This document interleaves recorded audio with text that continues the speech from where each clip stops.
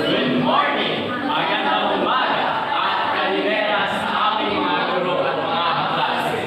Narito ang mga pangunahing tauhan sa mitolohiyang Griego na aming isasadula. Ako si Gaia. Tingnan sa tatlong kilala ang personifikasyon ng Gaia. Personifikasyon ng kalangitan. Ako si Uranus, asawa ni Gaia.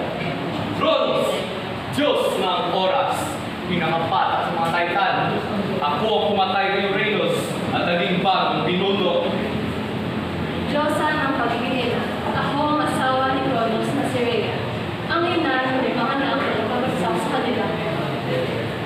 Diyosa ng paradigman at pagpapayo. Ako si Menes, ang nabigay lasang siya sa kanyang unang asawa. Ako si Athena, ang anak ni Zeus at Atlantis. Ako ang Diyosa ng kalunungan, digmaan at sipur. At higit pa sa lahat, ako si Zeus, hari ng mga Diyos at Diyos ng bigla, kulog at kalangitan.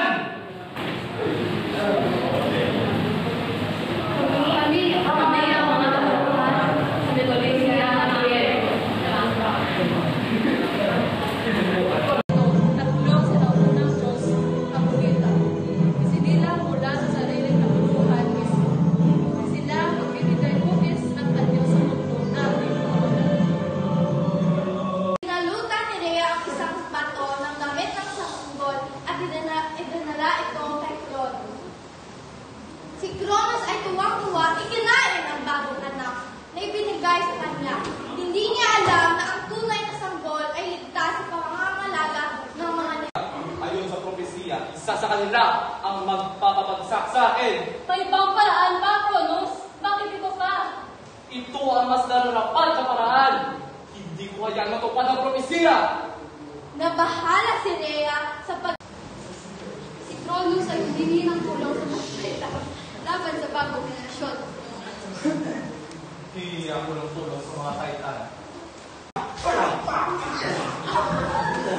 Ngunit sa wakas, magpupuri niya ng sarili bilang hari sa nasaliling bagong mundo.